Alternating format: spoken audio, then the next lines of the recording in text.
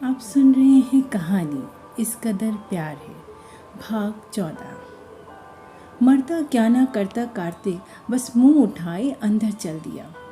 देव हमेशा उसे चने के झाड़ पर जो चढ़ा देता था। उसे कुछ समझ नहीं आ रहा था कि अंदर जाकर आखिर बोलेगा क्या। बस जिभा में जाती बकरी की तरह खुद को घसीटते हुए वह अंदर जा पहुंचा। हाँ हाँ, किधर? ऑफिस के गेट पर चौकीदार उसे रोकते हुए पूछता, उसे ऊपर से नीचे देखता हुआ कहता है, कहाँ चले, किससे मिलना है? बीमा कराने जाना है, छोटा किसान हूँ साहब। कार्तिक जबरन अपना मुंह लटकाए हुए हाथ जोड़कर गिड़गिड़ाया, छोटा किसान? छोटा चेतन सुना था, ये छोटा किसान क्या होता है? वैसे कपड़े को देखते हुए शक्ल कुछ मैच नहीं कर रही तुम्हारी।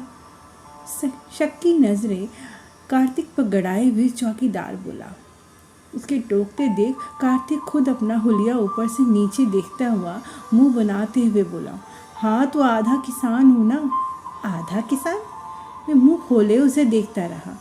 हाँ, वो मेरा खेत आधा शहर में तो आधा गांव में पड़ता है।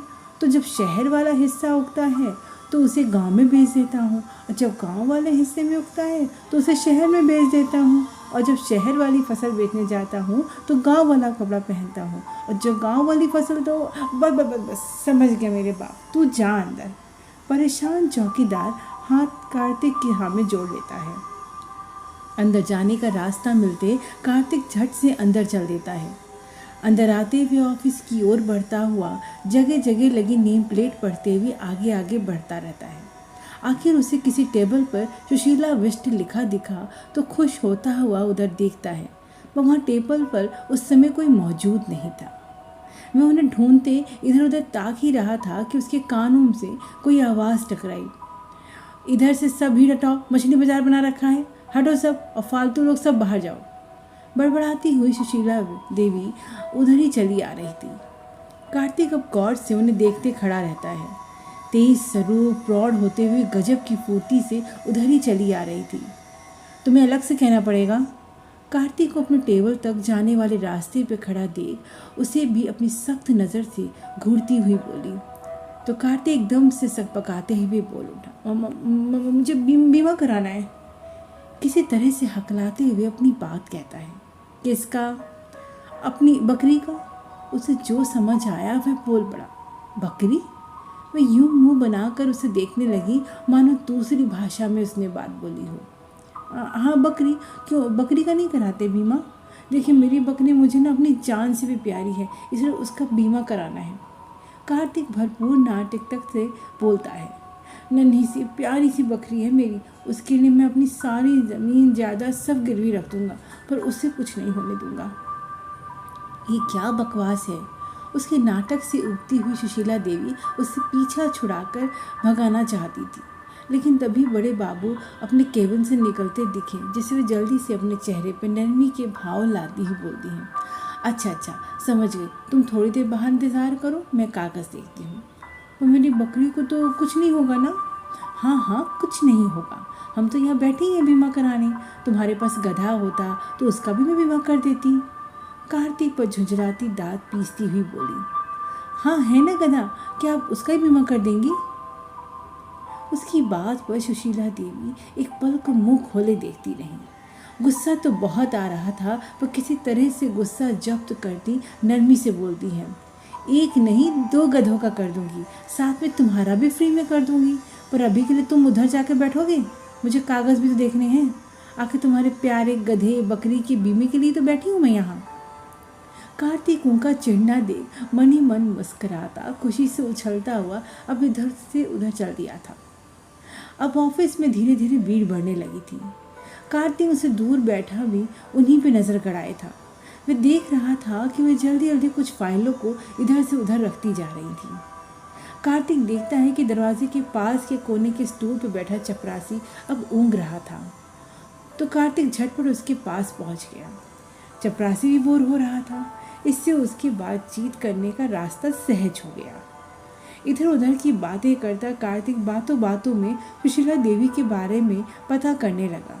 इस पर चपरासी कार्तिक के कानों के और पास आता कहता है, अरे बस तुम यहाँ बैठे रहो, वहाँ करोड़ों का बीमा अपने वाली टेबल है, वो न तुम्हारे बकरी कुत्ते का बीमा करने वाली। कहता ही करता वो हंस पड़ा। अच्छा, इतना पैसा मिलेगा मेरी बकरी का? बकरी नहीं, आदमी का। खुद के भी तो पति का बीमा कराया था करोड़ों का। कहते कहते अचानक रुकता हुआ कार्तिक का अपनी ओर उठा मुंह देख चुप हो गया। करोड़ों? कुछ नहीं, जाओ जाओ, अभी इंतज़ार करो। अब चपरासी अपनी बात से कटने लगा। हाँ, वो तो मैं कर ही रहा हूँ। कार्तिक की बेचारी आवाज़ पर चपरासी उस पर तरस खाता बोलता है, वैसे आज कोई काम नहीं करने वाली मैडम, उनको घर जाना है जल्दी। इनकी बेटी आज विदेश जो जा रही है वापस। बेटी?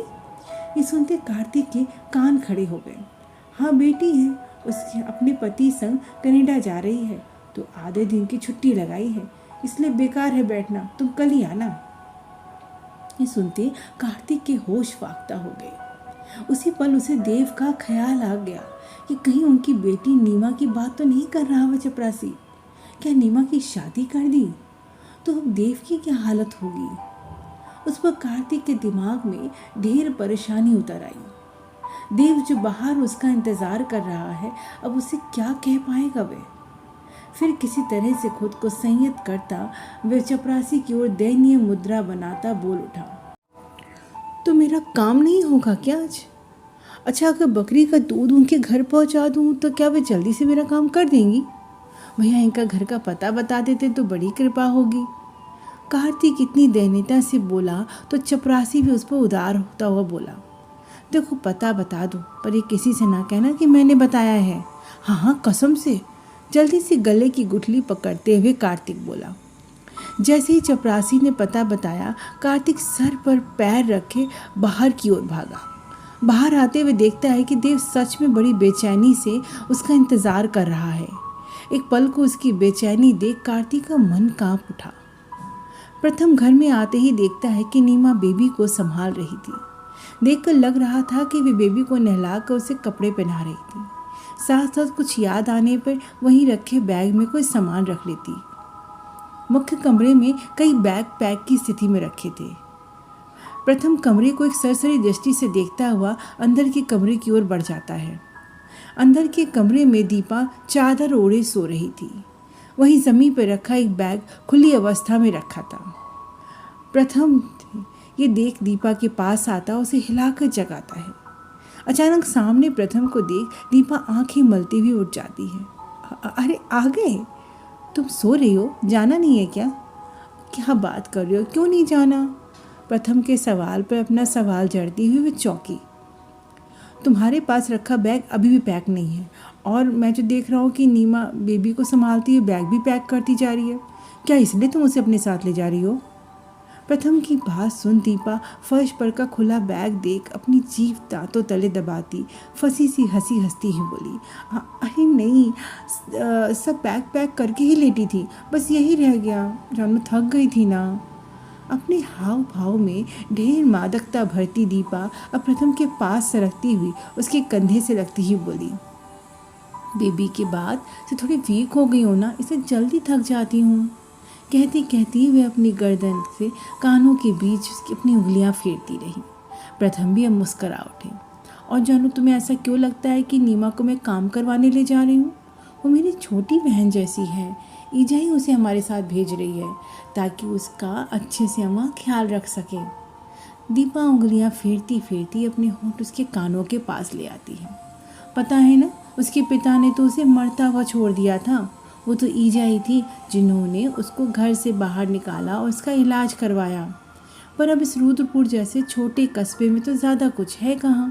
तो ईजा चाहती है कि कनाडा में उसकी काउंसलिंग हो ताकि वह भी अपना सामान्य जीवन जी सके, उसकी भी शादी हो और मेरी तरह से प्यारा सा पति मिले। अपना अंतिम शब्द और बहकती हुई कहती वह उसे अपनी ओर खींचती, उसके कानों को अपने होठों के बीच दबा लेती है, जिससे मदहोश होता प्रथम भी उसे अपनी बाहों के बीच घेर लेता है। जिससे उस पल कमरे में दीपा की खनकती हंसी गूंज उठी। जाने की सारी तैयारी हो चुकी थी। मौसी नीमा के पास बैठी उसका सर प्यार से सहलाती उसे समझा रही थी, देखा मैं भी कहाँ जाना चाहती हूँ, पर तुम यहाँ से जाओ, लेकिन तुम्हारे जाते मैं भी तो अकेली रह जाऊँगी ना। पर क्या करूँ, बेटियां कहाँ टिकती हैं माँ के पास। नीमा मौन आंखों से उनकी ओर देखती है जिसमें अब कुछ बूंदें झलमला उठी थी। मौसी अपनी उसकी ठोड़ी उठाती हुई बोली, दीपा के पास रहोगी तो कुछ सीखोगी। बड़ा देश है, अब पता है ना इस छोटे कस्बे में सिवाय बुनियादी सुविधाओं की और है ही क्या। मैं चाह कर भी तुम्हारे लिए कहाँ कुछ कर पाऊंगी। नीमा बस सर झुकाए रही। तुम बिल्कुल परेशान मत हो, अगर तुम्हें वहाँ अच्छा नहीं लगा तो झट से बुलवा लूँगी अपने पास, फिर क्यों परेशान होना। अब मान लो जैसे कुछ दिन बस तुम घूमने जा रही हो। चलो अब चलने का समय हो गया है, अब दिल्ली पहुंचकर हवाई जहाज़ मिलेगा। मौसी अपनी बातों से उसे ढेर दिलासा देकर उसे जाने को तैयार करती दीपा को पुकारती हुई अंदर कमरे की ओर आती हैं, जहाँ दीपा आखिरी बैग पैक करने में लगी थी। उसे बैग पर जोर आजमाइश करते देख उसके पास आती हुई बोली, ओहो तुम्हारी अभी तक पैकिंग नहीं हुई, चलो टैक्सी बस आने ही वाली है। अपनी माँ की आवाज़ सुन दीपा उनका हाथ पकड़कर अपनी ओर खींचती अपनी हंसी होठों के बीच दबाती हुई धीरे से बोली, वाह जा तुमने तो कमाल कर दिया, इस बार तो मुझे कुछ करना ही नहीं पड़ा, सब उस पगली ने कर दिया। चुप। जल्दी से उससे अपने आसपास देखती दीपा को आंखों से चुप कराती हुई बोली, पगली क्यों बोलती है, अच्छी खासी भली तो है। क्या भली है, एक तो नाम मात्र को बोलती है, फिर जब देखो खिड़की के पास खड़ी जाने कहाँ ताकती रहती है। ओहो जाने देना, बस ये ध्यान रख उससे तुम्हारा काम तो बन रहा है, फिर खाली वक्त में खिड़की से ताके या दरवाजे से। अब ऐसा कुछ फालतू मत बोल देना, वरना प्रथम उसे यहाँ ले आएंगे वापस और तू अकेली वहाँ बस खटती रह जाएगी। अपनी माँ की बात सुन अपने होठ दबाती हुई स्वीकृति में सर हिलाती है। अच्छा चलो अब प्रथम टैक्सी लेकर आते होंगे। माँ बेटी जल्दी से उठकर बाहर के कमरे की ओर निकलकर फिर से बैग मुआयना करती हुई नीमा को आवाज़ लगाती हैं, जो सोई हुई बेबी को गोद में लिए हुए वहाँ आती है। कार्तिक देव के सामने आ तो गया पर उससे कहते कुछ न बना, लेकिन जिस बेसब्री से देव उसका इंतज़ार कर रहा था उससे उसका मौन रहना मुश्किल था। आखिर उसने जो सुना और जो समझ में आया वह देव को बता दिया। देव भी उसकी बात सुनकर जाने कौन सी मौन की खाई में गुमनाम हो चुका था। अब वे ताल पर आकर उस एकांत में बैठे जैसे उस हालात को समझने का प्रयास कर रहे थे। ये देख कार्तिक उसे संभालता हुआ बोला, यार पहले ही कहा था ना, इतना दिल ना लगा कि टूट कर भी संभल ना पाओ। वह उसका कंधा थामे हुए कहता रहा, यार वो तेरी थी ही कब, जाने देना, तूने बहुत किया उसके लिए, अब क्या करेगा। कार्तिक देव की हालत को समझ रहा था कि उसका समझना तो बस शाब्दिक है। इस वक्त उसके दिल पर क्या गुजर रही है उसका भी बस अंदाज़ा भर ही लगाया जा सकता है। बहुत देर की खामोशी के बाद कार्तिक फिर कहता है, चल अब घर चलते हैं। तूने सही कहा यार, आखिर मैं उसे खुशी तो देखना चाहता था। अब अगर घर बसाकर वे खुश है तो मैं दुखी क्यों हूँ। कार्तिक का हाथ अपने कंधे से हटाता हुआ देव जबरन मुस्कुरा उठा। बस यार एक आखिरी बार उसे देखना चाहता हूँ। कार्तिक उस पल देव की आंखों की दीवानगी देखता रह गया। मेरी दुआ है कि वो जहाँ रहे खुश और आबाद रहे, मैं तो बस उसकी याद के सहारे जी लूँगा। अब आखिरी बार जब उसे देखा था तो वो कितनी उदास थी। उसके चेहरे पर, उस चेहरे की उदासी को पर मैं उसका मुस्कुराता चेहरा अपने दिल के फ्रेम में लगाकर हमेशा के लिए संजो लेना चाहता हूँ यार। तो फिर चल। कार्तिक बस जल्दी से बाइक की ओर बढ़ता बाइक स्टार्ट कर उसे पीछे बैठने का इशारा करता है। कि दीवानगी की राह थी जिसे देव अपनी आंख बंद किए पूरा कर रहा था और कार्तिक अपनी दोस्ती के लिए आंख खोलकर।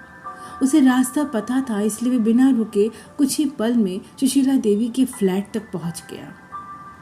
देव को नीमा को देखने की जितनी चाह थी उतनी ना मिलने की मन ही मन जैसे गुजारिश थी।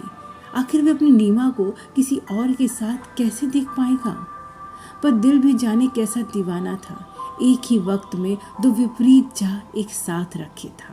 क्या होगा अब आगे, क्या करेगा देव। जानने के लिए सुनते रहें कहानी इस कदर प्यार है। कहानी पसंद आने पे अपने दोस्तों से साझा करें, लाइक करें और आगे सुनने के लिए चैनल को सब्सक्राइब करना बिल्कुल ना भूलें। धन्यवाद।